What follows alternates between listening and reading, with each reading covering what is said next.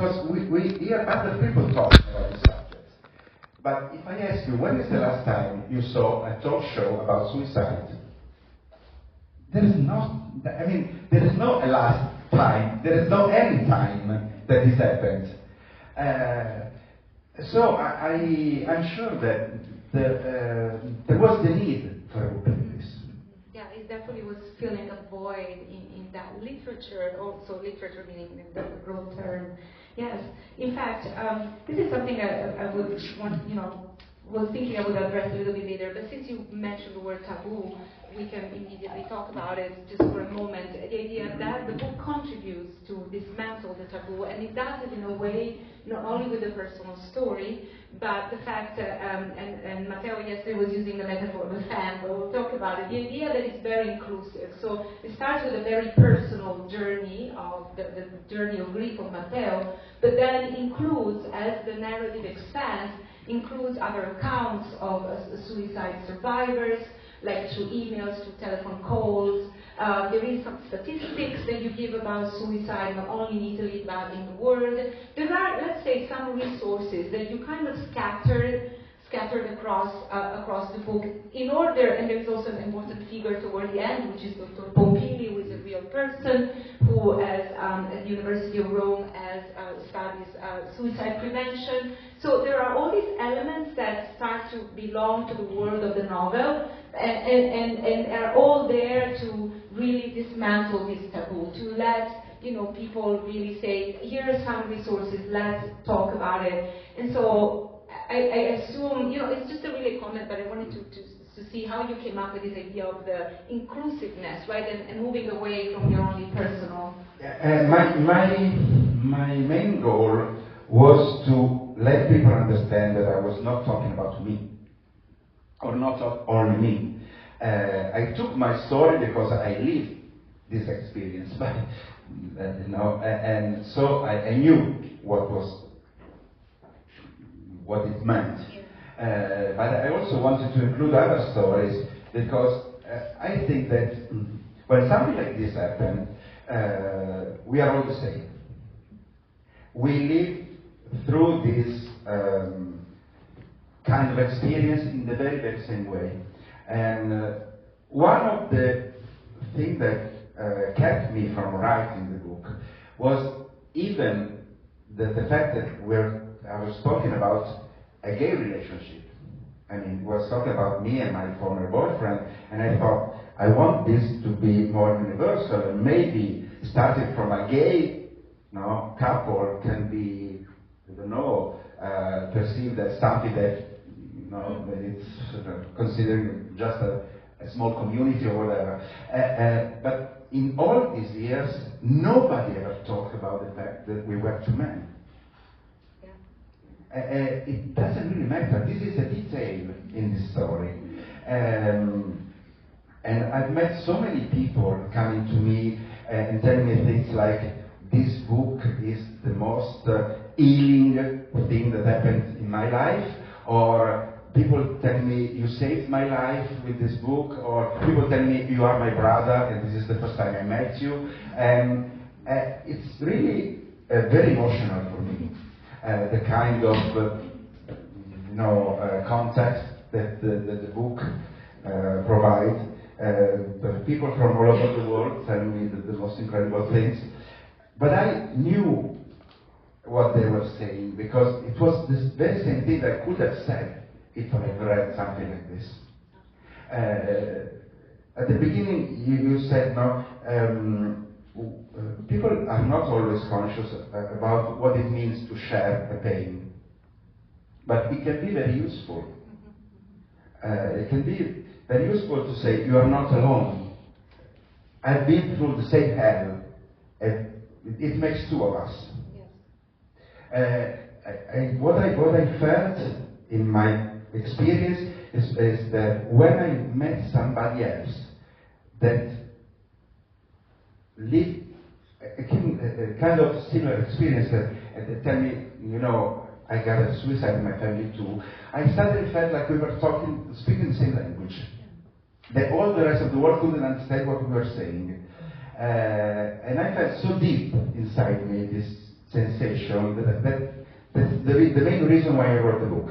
Yes, absolutely. There's that kind of empathy that any reader can feel, and of course, if you have a similar experience, of course, that same commonality and language back. Because, as I said, it's a book about grief and the experience of grief. Anybody who went through a shocking experience or loss, there's so many emotions that we can relate to. And there is a little bit this idea of feeling alone. There are parts in the novel that Matteo addresses others in the world, right? It's you, a boy, because it's really that feeling of aloneness, whether you're abandoned, you're left behind. You mentioned the title in English, right? And you need something to keep going. The style, I want to talk a little bit about the structure and the style of the novel, because I also believe that every novel as a form that reflects the content, and in a way any novel is written the way it should have been written. And so the way this novel is written is written in very short chapters. They are chapters who are like, the average is about 2 pages. We have a chapter of 1 page, a page and a half, sometimes 3. Sometimes 3 lines only. Exactly. So there are some chapters that are 3 lines, 4 lines only. So it is, first of all, it creates a rhythm, right? It's a fast pace. I almost call it a fever. It's a fever that you're taken by, and you go and you move fast, and you're really deep into the emotion. But it's also a particular style that comes also from the experience, because oftentimes you use the word fragments. And pieces, and actually I do have a reference that you say right here. In a quote. I was on the wrong page, but you actually say why you're writing in fragments. I'm writing this book in fragments because fragments are all that I have. Maybe I should call them shards, things that are shattered. In Italian, se scrivo questo libro a frammenti è perché dispongo solo di quelli. Dovrei chiamarli cocci, cose a pezzi, comunque. This idea of being shattered and wreckage, a couple of times there is the metaphor of a bomb exploding in your face.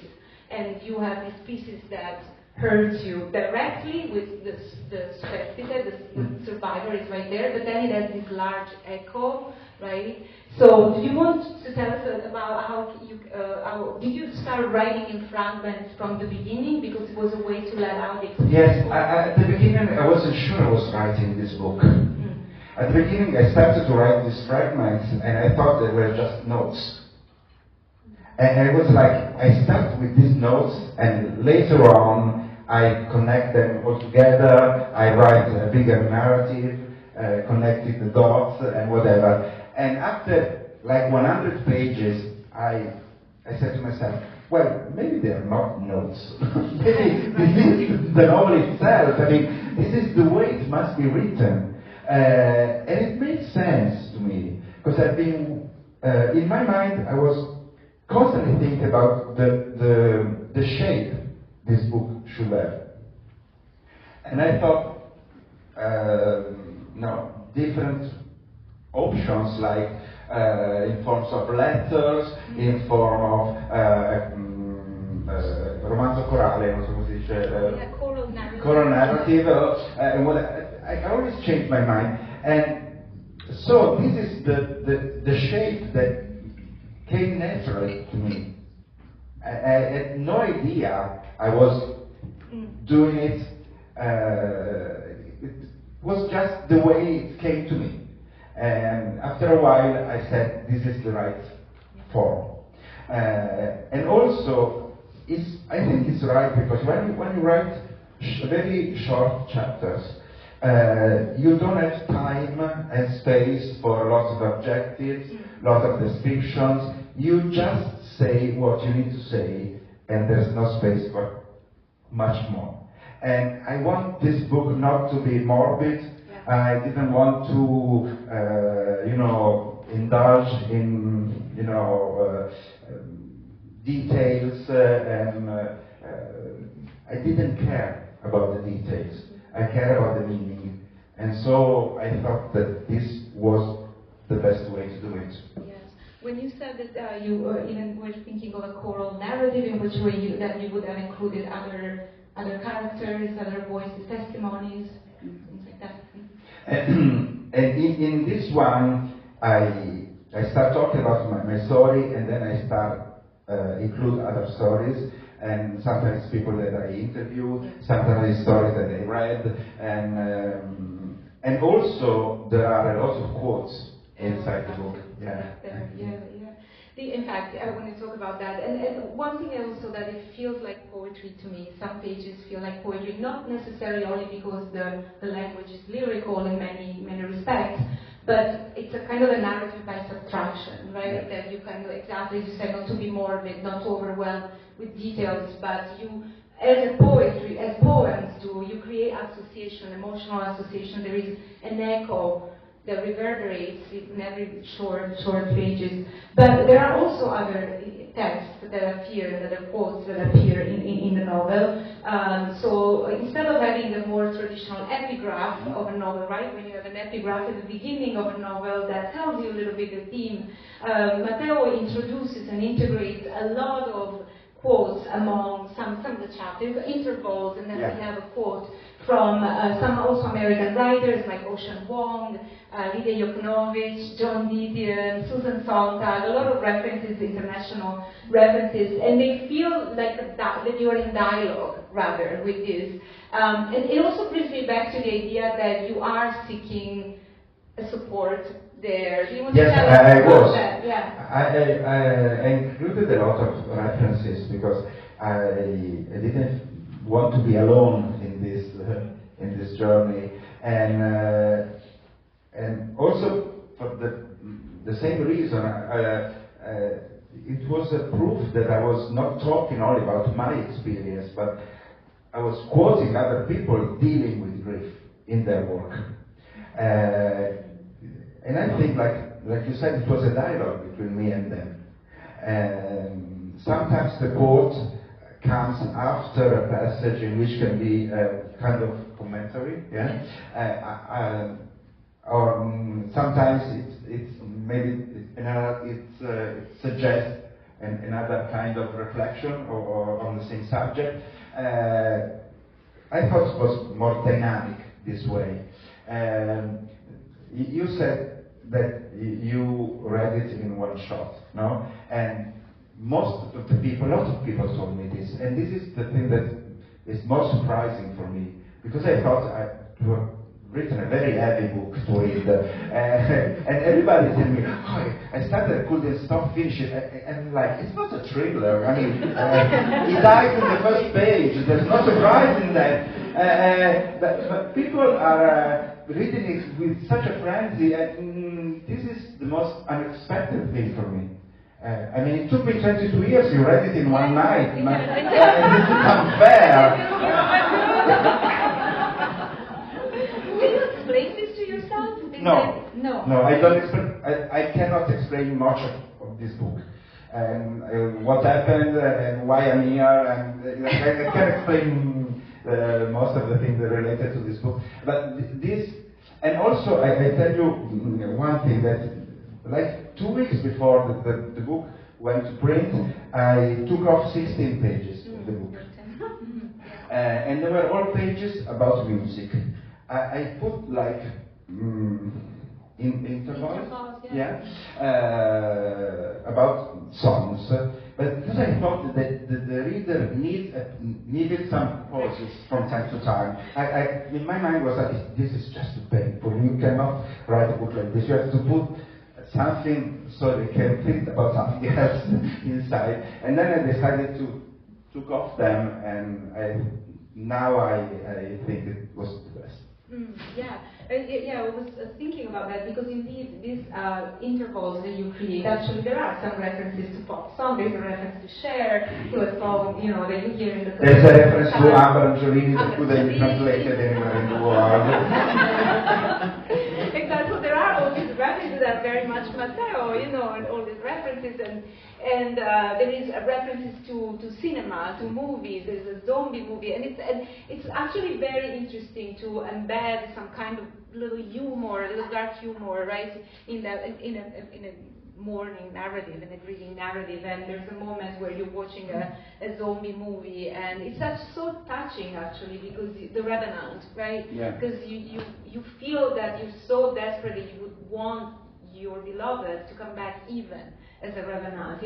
But it's such an interesting, dark humor moment there. Well, as a reader, I can explain the fact that people read it in one set and they're so immersed, because probably for also what we were saying at the beginning, that there was maybe something missing that we needed. Again, even if you cannot relate directly, specifically about the suicide experience. And a lot of people told me the same thing. I mean, they told me I didn't live anything like this, but we are all adults. We all have lost somebody, and so in a way, the best comment that I got is that you wrote a love story. I never expect this, but in a way it is. It's how to react when you lose somebody you love. In the most tragic way, in my case, but I guess a lot of people can relate to this, even if it's not for the same reason. Yes. So to talk actually about this universe of grief that you create, actually we can call it a viaggio, really a journey into grief. What I think the pages do beautifully, and not only beautifully, but that they do it in a way that we really feel it. We are absolutely in that journey with the author. Is the fact that we go through the different stages of grief, which is, some of us know that, right? But it's so well, actually it's not even well described. It's lived, really lived in the body of the narrator, and so we have all these spectrum of emotion that regard grief, but also the special grief of having lost someone by suicide. So the complexity of reactions and emotions are even amplified, because it's rage, right? It's almost hate against that person, but you don't want to inflict more hate to somebody who probably already had some self-hate, right? But there is guilt, right? Very important, the guilt, right? That somebody who survives feels. And also the constant asking yourself, what could have I done, right? So they're all, the journey is really there. Of course, interspersed with this grief diary, there is also backstory. We get to know a little bit more about S, the former partner. We get to know, so we go a little bit into the past, but very importantly, this is what I wanted to ask. All the pages about grief are written in present tense. And it feels that it's happening right now, but we also know that 22 years went by. So there is, of course, that choice of making present something that never goes away. In a way, it's always present. But how was it for you to go back to a grief that somehow you had gone through already, right? But now it's so present again in the writing. I think that when you lose somebody by suicide, it's a very specific grief. Because we all experience how hard it is to lose someone we love. Could be a parent, could be a brother, a sister, a wife, or whatever. But when this somebody decided to take his own life, it's different. Because we are left with a lot of questions and a lot of doubts. I should have done something, I should have recognized the sign, why did he do it, and whatever. And you know what? Nobody will ever give you answers. You will never get answers to these questions. And you have to accept the fact that you will be going on living with all these questions and answers. That's why it makes them always present. It's always a present tense when you think about something like this. I have the same question now that I had 2 days after he killed himself. I have to live with this, and all the survivors have to live with this very same questions. So it's a way, in a way, it's an eternal present. At the same time, you begin to learn how to live with this heredity. Hereditary, not the wrong word. Oh. Hereditary. Inheritance. Inheritance, yes, that's the word. Yes. And also, the working title of my book was The Pain of Those Left Behind. But I changed my mind. After I finished the book, I changed the title in The Life of Those Left Behind. Because it's a book that starts with the pain, but then arrives somewhere else. It's a journey. And I didn't want... I wanted a glimpse of hope even in the title, because after this tragedy you have a whole life to live, and I'm a very happy person now, and I'm happy to testify that you can be happy after something like that. So I want this journey to be a positive message. I want to give a positive message about this journey, let's say. Absolutely, and that's what you do feel. And in fact, there are moments of openness. First of all, we can also talk about the need of the narrator to be saved, right? I mean, the word in Italian is superstite, and in English is survivor. So the people who survive, right? Those who have, taken their own life. And so there are all these strategies of survival that Matteo, the narrator, shares, right, with the reader, and a lot of them fails, right? You want to share some of the attempts to I tried them all. Yeah. If you came to me and say, let's try, don't know, heavy metal music, okay, let's do it. I was ready to do whatever to find some relief. I went to therapist. Of course, I did psychoanalysis. Yeah. I mean, I tried everything, and I wanted to be completely honest with my reader. And I told everything I did in my book, because I think that when you are in pain, you are even more open to possibilities. I'm a very rational person, but in that moment I wasn't rational anymore. I could believe anything. I was ready to believe anything if this could give me hope or give me some kind of relief. So I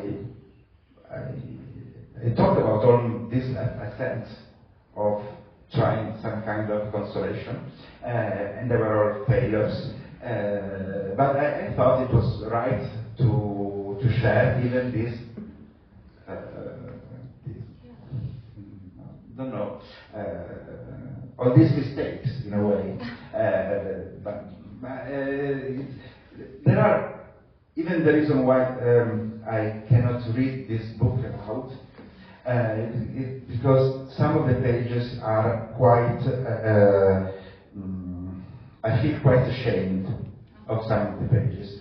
But when you are in pain, you do also something that you regret later. But I didn't hide these kind of things. I felt that the only way to write a book like this was to be as honest as I could. I want this honesty to pass, and I felt it did. Yes, in fact, there is this clearly this private dimension of grief where you don't hide anything. Now you're saying to us that you're ashamed. I personally, as a reader, didn't feel there was nothing to be ashamed of. I talked about masturbation, drugs. I mean, there's nothing to be ashamed. Okay. No, well. Maybe not here. Yes, maybe a little less ashamed. Yeah. Just like I thought that it's so like, that private dimension of grief, crying constantly, crying at the office, crying with, in the street, on the bus. These scenes of dreaming, there's so many, but then there is also the public dimension of grief that you talk about.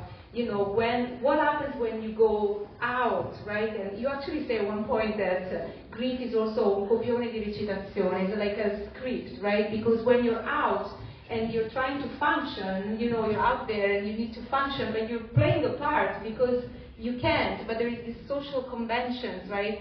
And I think that is, again, very beautifully described, the different parts of that. But to me, the fact that you've just mentioned shame now is interesting because I know that people can feel shame when the survivors of family members who committed suicide. I know that one of the reasons why there is a taboo about it is also because there is shame, that people don't want to talk about that.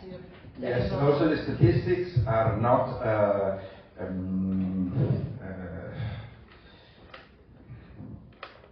affidabili.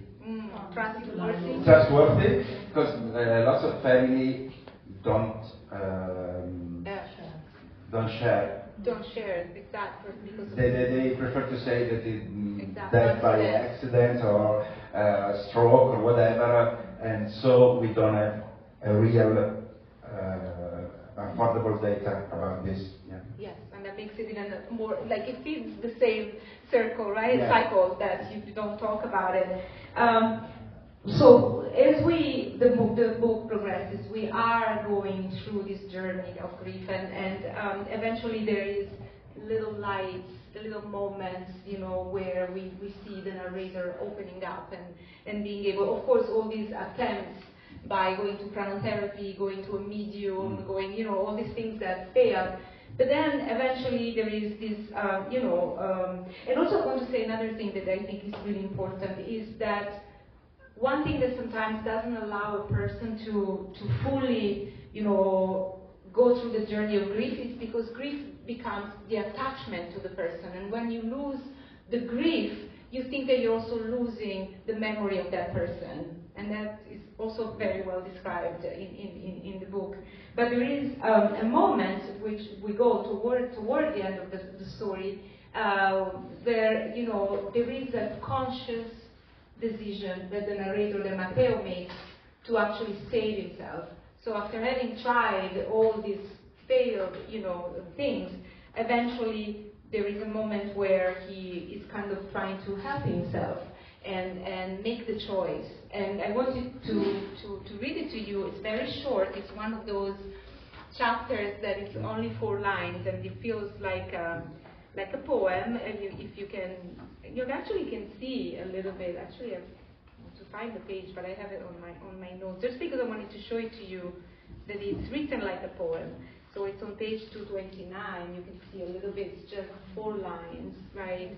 And in Italian it goes like this: non si guarisce, non si smette di soffrire, non ci si perdona, non ci si salva, si sceglie di. You never heal, you never stop suffering, you never forgive, you are never saved, you choose. Can you tell us about the importance of recognizing that, that you need it to make a choice? First of all, I want to say that a girl made a tattoo with this line. That's crazy to me. But she sent me the picture. And I think that you have to save yourself, and there is no other way. There are 2 ways: or you kill yourself, or you survive. There are no other way.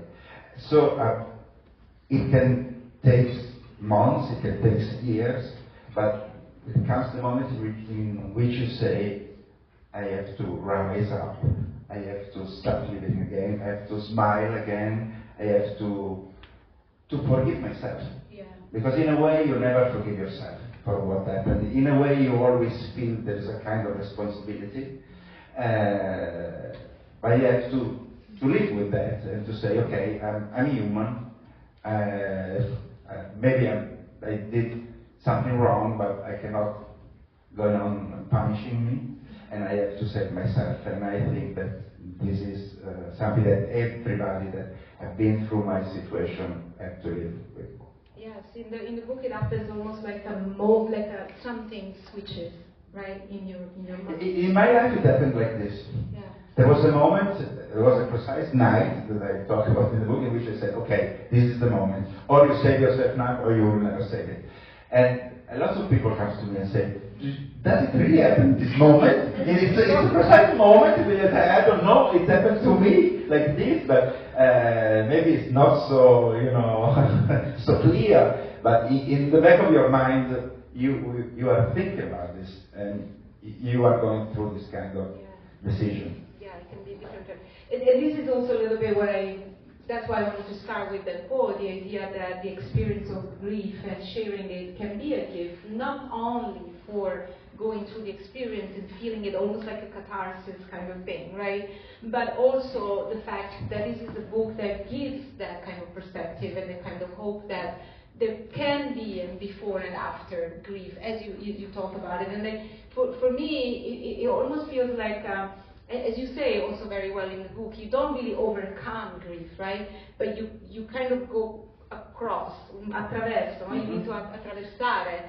And to me, it's almost like you're metabolizing it, right? It becomes part of you. You have to face it. Yeah. You have to face it. You cannot run away from this kind of pain. You have to face it, and you have to go through. Yeah. And since you go through, you arrive somewhere else. But this is the only way. There is a moment in the book that you say that it changed a little bit your personality in the sense of you used to be more gregarious, more at the center of things, and now you're more in the margin. This was also related to also a little bit the aftermath. How do you feel that now also after the distance and writing about that kind of grief that you metabolized it change you? This is another question that I cannot answer. It's because of that I'm the person that I am now, or I would have been the same person without this kind of tragedy. I don't know. Everybody changes when they grow up. So I cannot answer. Definitely, I think it made it more fast. It accelerated the process, put it this way. Yeah, I know there's a moment where at one point you said in 6 months, I think I am aged 20 years. It's also very visceral, body experience that you described there. I don't know if people have read the book. I know that some people have, and if they, have some questions from the audience, but I also want to conclude after with some other things, other projects by Tracy. Hi, thank you so much for coming and sharing your story with us. I was wondering, it took you many years to write this book, so I wanted to ask a question that was on the lighter side, and that Sara and other readers have read the book quite quickly. If you could tell us your preference for the pace to read this book, what would it be? Pardon? How fast would you like us to read this? No. I'm very happy that they write it so fast. I'm simply surprised that they do. I didn't expect it to be this kind of reading. Okay, but in a way, it's. I'm very glad that it can be read so fast because it's less heavy than what I expected it to be. Hi. Well, first of all, thank you so much. This has been great. I guess I also read the book quite fast, in a couple of days. I have a question regarding, grief is such a personal experience, right? And you explain that beautifully in the book. And now, what happens when you decide to make your experience with grief public? What happened in your life, like with people that were with you in that moment, like in your family, if you can share with me some. Yeah, this was the most difficult aspect of all this experience for me. in my mind was, even when I was writing this book, I had nightmares. I woke up in the middle of the night, because I couldn't imagine love could have been for me to speak about something like so intimate in public. I had no idea if I could do it. The very first event, it happened the day that the book came out. I can't remember anything about the event, because in my mind there was only this line: don't cry, don't cry, don't cry, don't cry. It was very, very difficult for me not to cry this very first event. But then, you know, it happened so fast. This book exploded, and that night when I went to bed, then I went to bed, and the morning after, I had like 20 emails on my computer. I had messages on my WhatsApp. People that read the book, and I thought, it came out yesterday. When did they read? And they read it that night. And that was so surprising for me. And you know, I felt like, well, it makes sense now. The reaction was so big that I felt, oh, okay, it's working. The book is doing what it was supposed to do. And from that moment on, it became much more easy for me to talk about it in public. The only difficult part was to deal with the personal grief of people. Because a lot of time, people after this kind of meeting come to me and tell me their stories. And sometimes they cry, sometimes they embrace me, and you know, I'm not a therapist, I'm not a priest. I'm just somebody who you know, had to live through this. And so I feel like they want something from me that I can't give them. What all that I could do, it's here.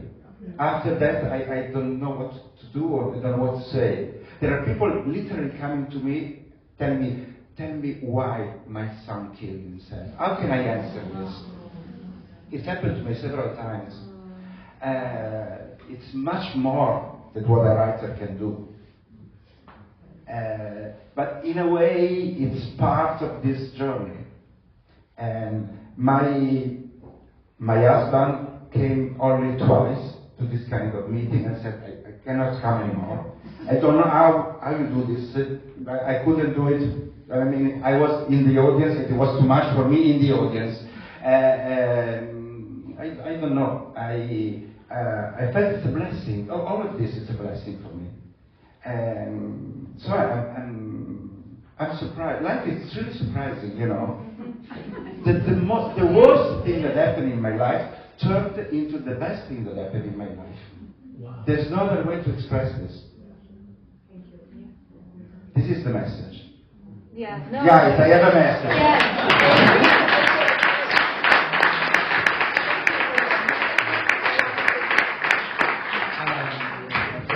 Your answer gave me so many more questions than the original question I had. So I'm going to take two questions. Okay. As you experienced in such, in the way you described other people's grief, did it reopen chapters of grief you thought you had resolved? And then the second question is, I don't know if it's a technical question or what, why you chose to have the subject have an initial and not a name. Yeah. Was it for privacy reasons? Was it to make it a more universal, approachable character, or something else? The first answer is easy. No, it didn't open my wounds anymore. I think all this time that passed, these 22 years before I wrote the book, well, the right time for me. I was ready when I started writing the book. I was ready to to go through all this. So I'm okay with this. No, it's right. Several people asked me why you didn't use his name. And the reason I used just a letter, that by the way is not the initial letter of his name, is because like I needed, in a way, I needed to protect him, to protect his family. There are no, if you look carefully, there are no reference to, I don't know, his town or his,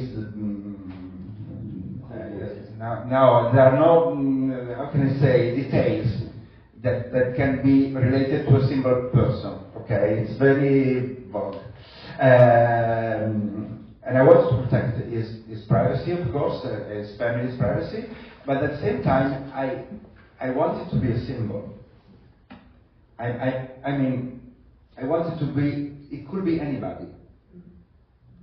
That's why I don't say much about him. I say something about him, of course, but also, this is very important for me. When I talk about him, I talk about it in a positive way. This is something that you have really to keep in mind, because when somebody killed himself, it will be forever remembered as the guy who killed himself. But he was not only this.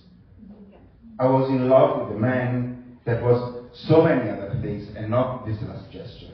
That was very important for me, that was very important to be said in the book, because this last gesture was not all that can define him. And that's something that I think survivors need to focus on this thought.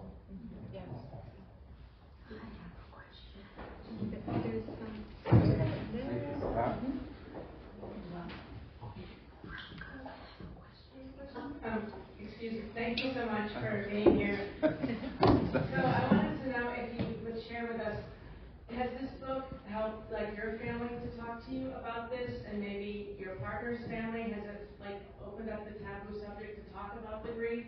And then in my family, I have a cousin whose husband killed himself over 25 years ago, and she never talks about it. And I'm wondering, would this be, I don't know, a way of getting a dialogue? Yes, it will be. I can tell you because this happened a lot of time. This book can be the start of a conversation. It has been for a lot of people. And there are people giving this as a present to all the family members, because it's a way to say we can talk about it now. Okay, I'm sure about it.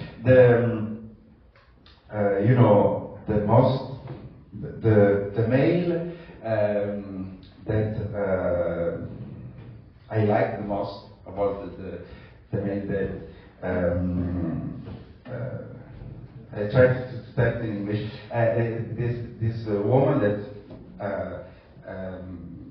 that told me reading your book was like a medicine to me, because I tried several things and nothing happened, and nothing succeeded.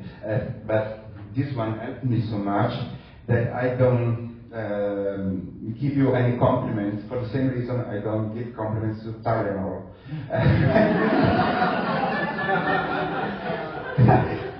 To be compared to Tylenol was an achievement for me. But no, I say this because I know this works. I have so many proof and testimony that this can help people to talk about it. And also I've been invited to any kind of association and groups and whatever, because this can open a discussion, can let people, and several times during this event, people come up and say, this is the first time I'm telling this in public, and they tell their personal story. and finally they feel allowed to tell the story out loud. Yes, it's the power of literature. Yeah, exactly. It still can do miracles. Yes, absolutely. We're here to celebrate all that. Yeah. Hi, Matteo. I think you're very brave for writing on this subject, and I just wanted to say, when I was a young woman, I moved to San Francisco. I had just been out of the Peace Corps, which is a volunteer program where you work for a long time in the developing world, and then you come home. And I landed a nice job at Bank of America, and I was making good money, but it was not very satisfying for me. So I volunteered at Marin Suicide Prevention, just over the Golden Gate Bridge, because there's so many people that jump from that beautiful bridge.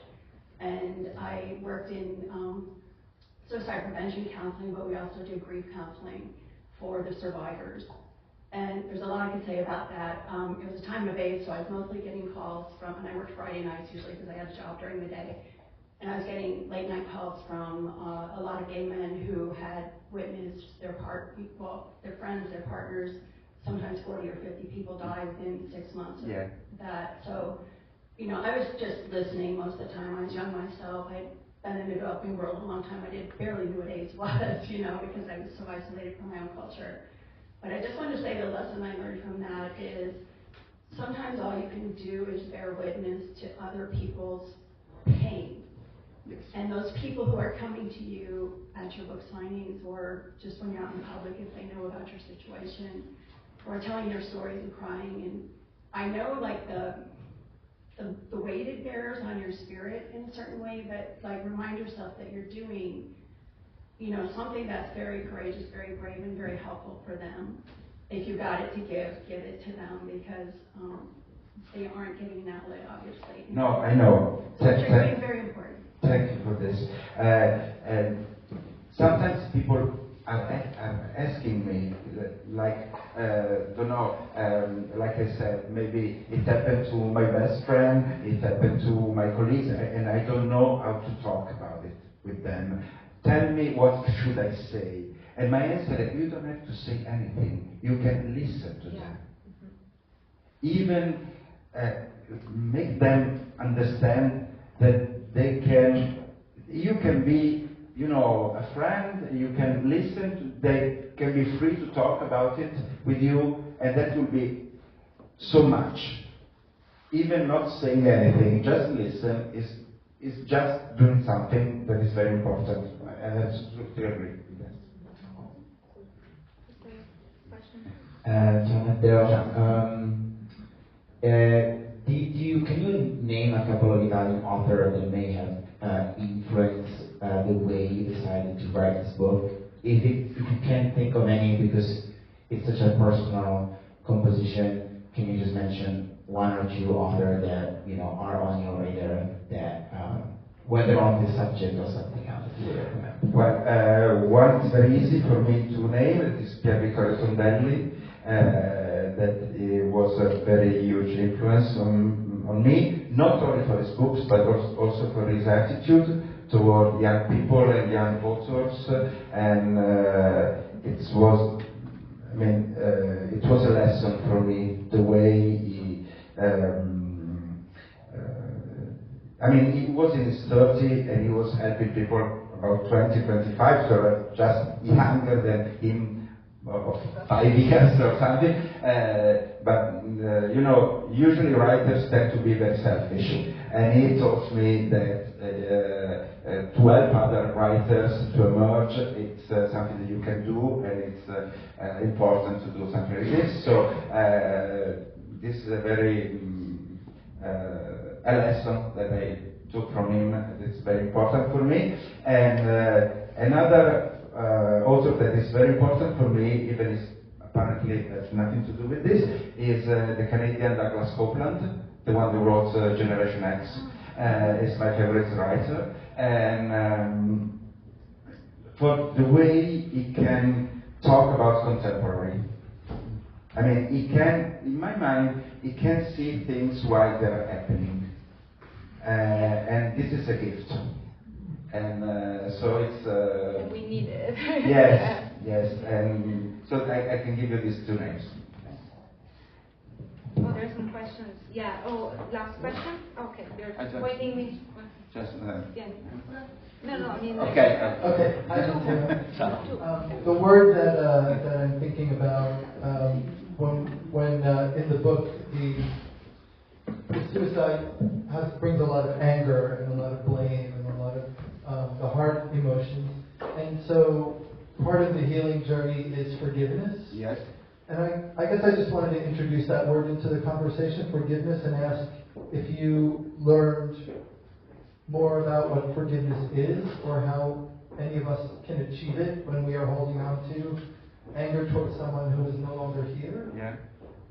Because we can't process it with them anymore, so we're left alone with it, so how do we learn to forgive? Yeah, it's difficult to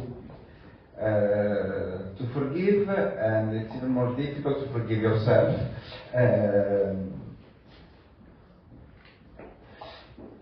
I think that now it's important to bring forgiveness to the table because it's a major part of this process. And like I said, you have a lot of questions that nobody will ever answer. But what I think is that even if I can ask my former boyfriend why you did it, I'm not sure he can answer me. So maybe there is no answer. So really there is nobody to forgive and nobody to condemn. We are humans. We do things like that. We do even terrible things. It's part of our nature, and we have to accept this. Okay, I hate you for what you did, but at the same time I love you very much. So it's mixed, but okay, I take it as mixed as can be, and that's it. Hello, Matteo.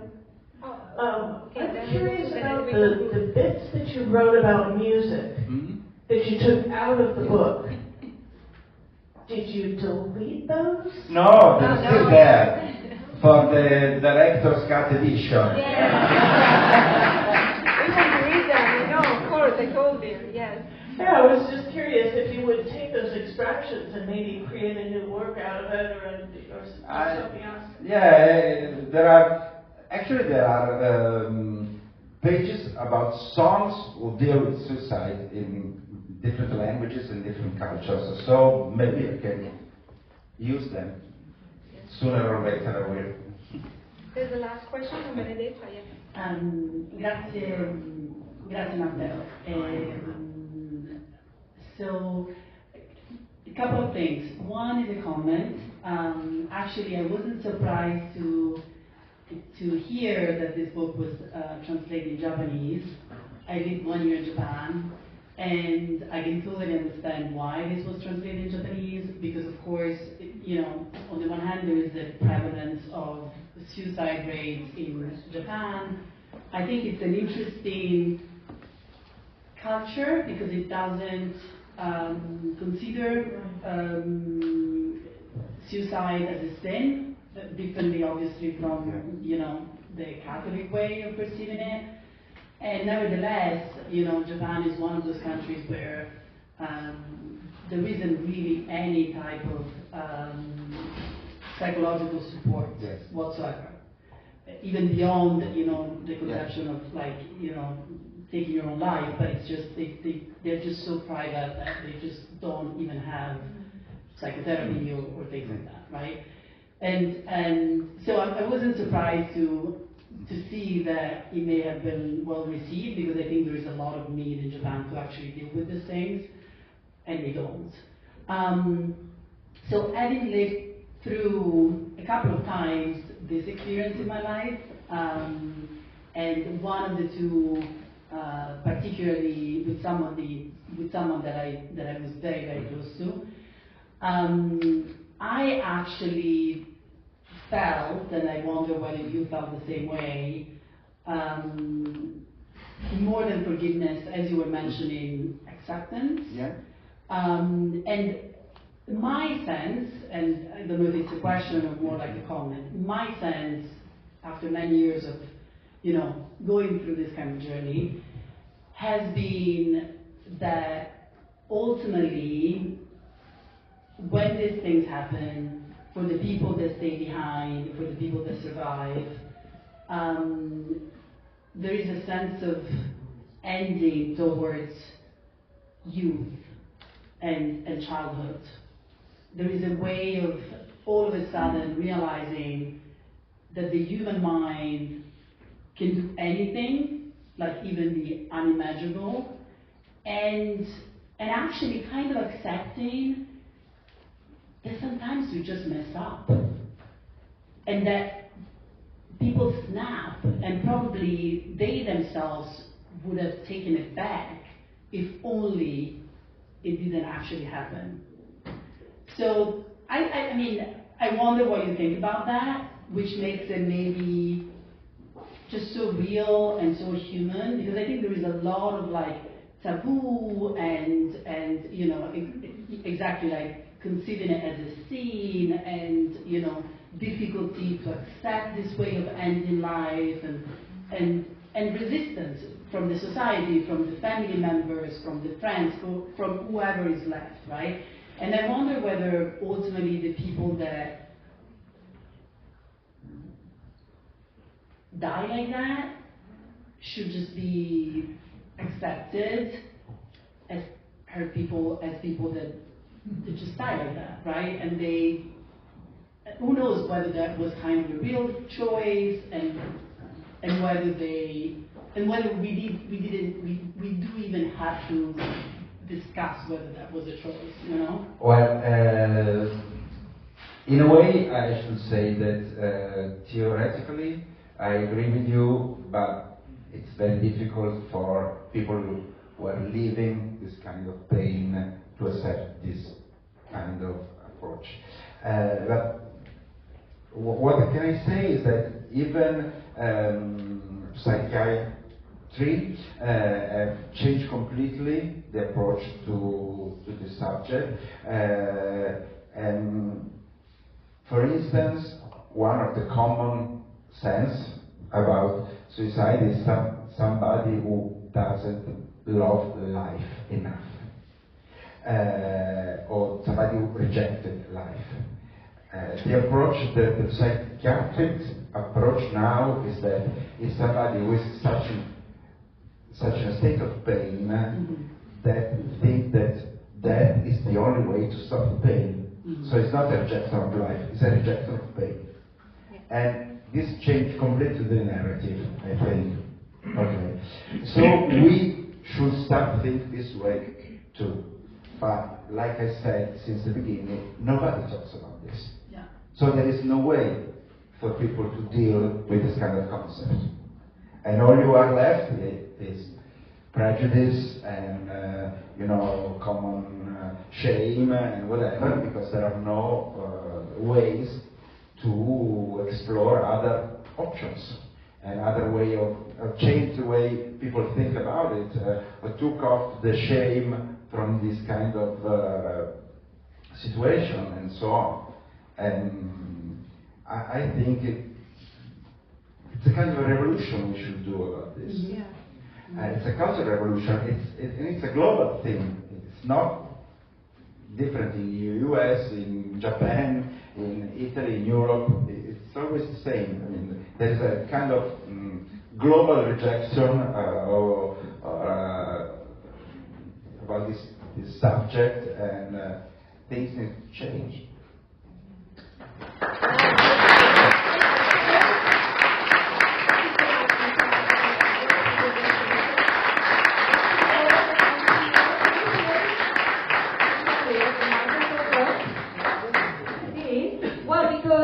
I wanted to invite you first of all to the closing night of the festival tomorrow night at La Fugazi.